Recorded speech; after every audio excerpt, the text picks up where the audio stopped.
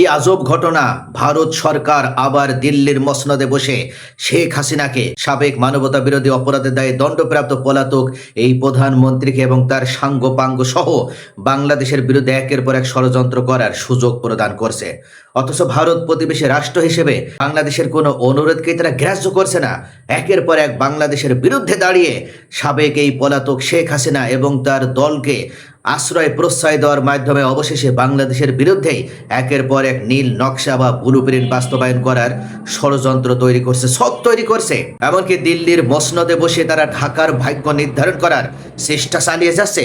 তবে বাংলাদেশ ভারতকে এবার রক্তচক্ষু বার্তা প্রদান করলো যে দিল্লির মসনদে বসে বাংলাদেশের ভাগ্য নির্ধারণ করা যাবে না। অত্যন্ত কড়া ভাষায় এই কঠোর এবং রক্তচক্ষু বার্তা প্রদান করা হলো। প্রিয় দর্শক, গত বুধবার 5ই আগস্ট ছিল গণ অভ্যুত্থান দিবস, অর্থাৎ এই নতুন বাংলাদেশের দ্বিতীয় বার্ষিকী।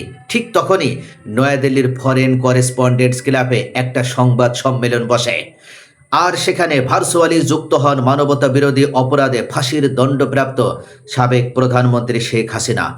তার সাথে ছিল ছেলে সজীব ওয়াজেদ জয়।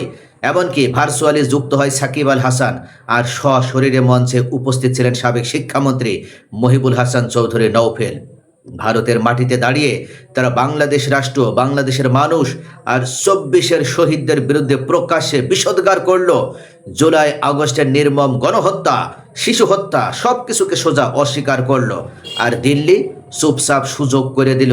তাদের এই বিষোদ্গার করার সাথেও তারা অংশীদার হয়ে গেল। এটা কি শুধু একটা প্রেস কনফারেন্স? না, এটা বাংলাদেশকে অস্থিতিশীল করার একটা সুপরিকল্পিত ষড়যন্ত্রেরই অংশ। ঢাকা আগেই জানতো। প্রধানমন্ত্রীর পররাষ্ট্র উপদেষ্টা হুমায়ুন কবির ভারতীয় হাই কমিশনারকে সরাসরি বলেছিলেন শেখ হাসিনাকে ভারতের মাটি ব্যবহার করে কোনো রাজনৈতিক কর্মকাণ্ড বা উস্কানিমূলক বক্তব্য দেওয়ার সুযোগ প্রদান করা যাবে না, দিবে না। পররাষ্ট্র প্রতিমন্ত্রী শামা ওবায়দ, তথ্য উপদেষ্টা জাহিদুর রহমান সকলে এক বাক্যে, সবাই একই সুরে এই ভারতকে সতর্ক করেছিল। এমনকি দেশের ভিতরে আদালতের নির্দেশনা তুলে ধরে তথ্য বিবরণী প্রকাশ করে সেই বক্তব্য প্রচারে নিষেধাজ্ঞাও জারি করা হয়েছিল। কিন্তু দিল্লি বাংলাদেশের কথাকে আমলেই নিল না। বাংলাদেশের অনুরোধকে তারা গ্রাহ্যই করল না।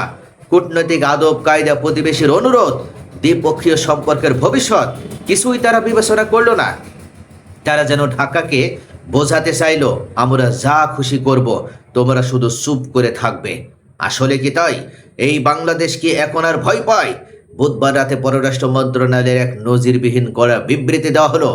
ঢাকায় স্পষ্ট ভাষায় জানিয়ে দিল, জুলাই বিপ্লবের দ্বিতীয় বার্ষিকীর দিন ভারতের মাটিতে দাঁড়িয়ে শেখ হাসিনার এই বক্তব্য বাংলাদেশের সার্বভৌমত্বের উপর সরাসরি আঘাত। 24-এর বীর শহীদদের প্রতি চরম অবমাননা। আরও বলল, 2013 সালের প্রত্যর্পণ চুক্তি অনুযায়ী সাজাপ্রাপ্ত আসামিকে ফেরত দেওয়ার জন্য বারবার বাংলাদেশের সাহসী প্রধানমন্ত্রী তারেক জিয়ার নির্দেশে চিঠি পাঠানো হয়েছে, অনুরোধ করা হয়েছে। কিন্তু দিল্লি বাংলাদেশের প্রধানমন্ত্রীর অনুরোধকেও তারা গুরুত্ব দেয়নি, জবাব দিল না। উল্টো অপরাধীর হাতে মাইক ধরিয়ে দিয়ে তারা বিদ্বেষ ছড়ানোর সুযোগ প্রদান করলো।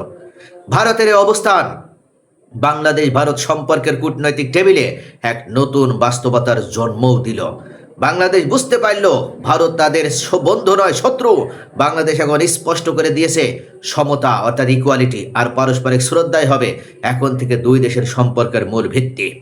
বাংলাদেশ কখনোই কোনো দেশের ক্লায়েন্ট স্টেট বা অনুগত হয়ে থাকবে না। ভারতের রাজনৈতিক আশ্রয় থেকে শেখ হাসিনা যতই চেষ্টা করুক, ইতিহাসের চাকা উল্টো দিকে ঘোরানো সম্ভব হবে না। 24-এর বিপ্লবের পর বাংলাদেশের মাটিতে ফ্যাসিবাদ বা সেই মাফিয়া চক্রের পুনরুদ্ধারের কোনো সুযোগ এই নতুন বাংলাদেশ, এই সাহসী বাংলাদেশ প্রদান করবে না। যতই ষড়যন্ত্র করা হোক, ভারত যতই পেছন থেকে কলকাঠি নাড়ুক, তারা কখনো বাংলাদেশকে অস্থিতিশীল করে ঘোলা পানিতে মাছ ধরার আর সুযোগ পাবে না। এই বাংলাদেশ সদা জাগ্রত, তারা 24 ঘন্টা সতর্ক অবস্থায় রয়েছে।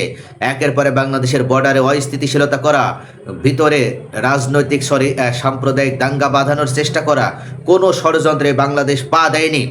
যারা সতর্ক সচেতন খুব ভালোভাবে জানে এই দিল্লির উদ্দেশ্য কি। বাংলাদেশের পক্ষ থেকে মনে রাখতে হবে, এটা শুধু একটা হুমকি নয়, এটা ভারতের দীর্ঘদিনের খবরদারি, বাংলাদেশের অভ্যন্তরের বিষয়ে হস্তক্ষেপ আর দেশটাকে অস্থিতিশীল রাখার যে ধারাবাহিকতা তার একেবারে মুন্ডুপাত করা। তারা মনে করেছিল এখনো পুরনো হিসাবই চলবে, কিন্তু সময় পাল্টে গিয়েছে। ঢাকার এই কঠোর প্রতিক্রিয়া সারা বিশ্বকে দেখিয়ে দিল চোখ রাগানি আর একপাক্ষিক খবরদারির দিন চিরতরে শেষ। প্রতিবেশী হিসেবে ভারতের সাথে বাংলাদেশ সমমর্যাদা ও বন্ধুত্বের সম্পর্ক চাই, তবে তা হতে হবে একে অপরের সার্বভৌমত্ব ও পারস্পরিক অনুভূতির প্রতি শ্রদ্ধা রেখে। সাহসী প্রধানমন্ত্রী তারেক জিয়ার আর এক সাহসী স্বরাষ্ট্রমন্ত্রী সালাউদ্দিন আহমেদ উল্লেখ করেছেন, বুঝে নিন দিল্লি, বাংলাদেশ কিন্তু আর সে পুরনো বাংলাদেশ নেই।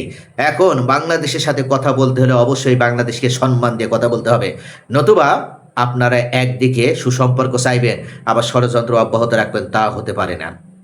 প্রিয় দর্শক, বাংলাদেশ অবশেষে ভারতের বিরুদ্ধে কঠিন বিবৃতি প্রদান করার মাধ্যমে যে শক্ত বার্তা দিতে চেয়েছে, তাতে করেও কি ভারত তারা হুঁশে ফিরবে? তারা কি বাংলাদেশের ভিতরে অস্থিতিশীলতা তৈরি করা, ষড়যন্ত্র তৈরি করার থেকে যে নীল নকশা যে ছক, সেখান থেকে তারা ফিরে আসবে বলে আপনাদের মনে হয়? আপনাদের মূল্যবান মতামত কমেন্টে জানান। ভিডিওটি ভালো লাগলে লাইক কমেন্ট শেয়ার করে পাশেই থাকুন।